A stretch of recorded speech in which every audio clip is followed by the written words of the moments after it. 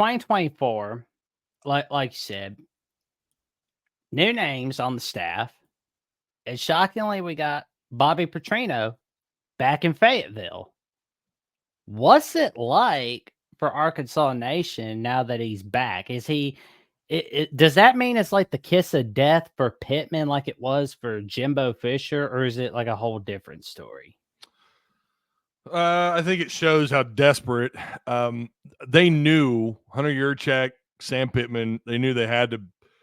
First off, you had to go find an offensive coordinator that would turn some heads one way or another, whether it was on the field or whatever. And they found their guy. Petrino was it. And I said after the hire, and I was shocked, by the way. I remember just being like, "There's no way. There's no way. No way. This has got to be BS. This has got to be smoke for another name. You know what is happening?" And he spoke at the Little Rock Touchdown Club. I don't know how long ago that was.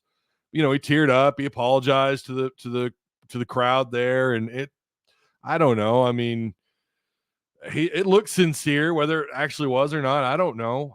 He's not gotten in any real trouble since the incident back in 2012 that I can think of off the top of my head. Had a pretty decent little second run at Louisville, and then he had one not so great year, and they fired him. And so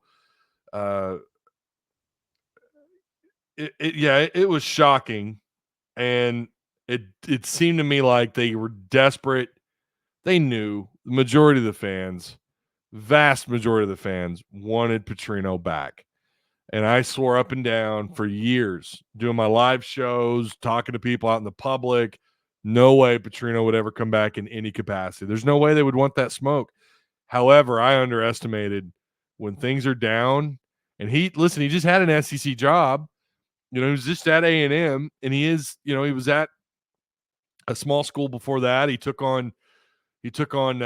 UNLV's offensive coordinator for about 6 seconds, and then took the A&M job. And so it's not like he's not in some kind of demand. I think it was 247 who said he was still one of the top 10 offensive coordinators in college football, despite the fact that A&M didn't exactly light the world on fire last year. So when you look at it, it makes sense. It's a decent name if you're just talking about an X's and O's, a mind, if you will, in offensive football. And then there's the craziness around his name that they knew, again, that Hog fans wanted him here, and they knew it would create this kind of media shock. They knew this. And I think they weighed out the possible outcomes, and they thought, well, you know what, we need a guy who's still a decent mind in this sport, and a guy that's going to shock and awe the crowd in terms of just hiring him here.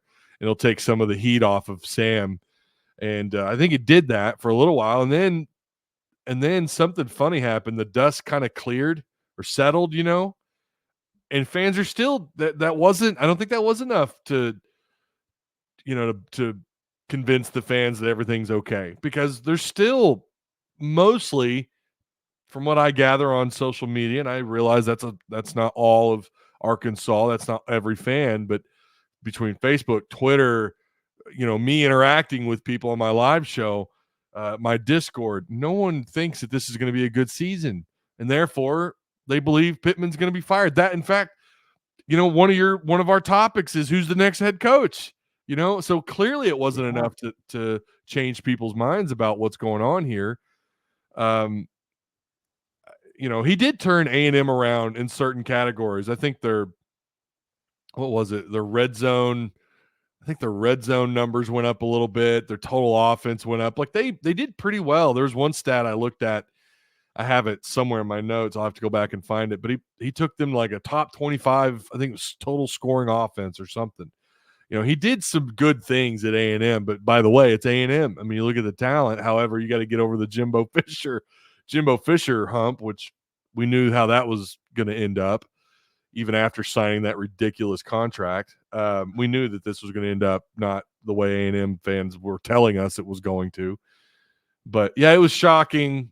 I'm still a little shocked by it. I'm still a little surprised by it. But listen, we'll have to wait and see what he does. I liked what little I got to see during spring camp. I really did, but I don't know if it's going to be enough. And I think it is similar to the Jimbo Fisher thing where, another coach is probably going to lose his job while he's the offense coordinator. And it's not simply because of him.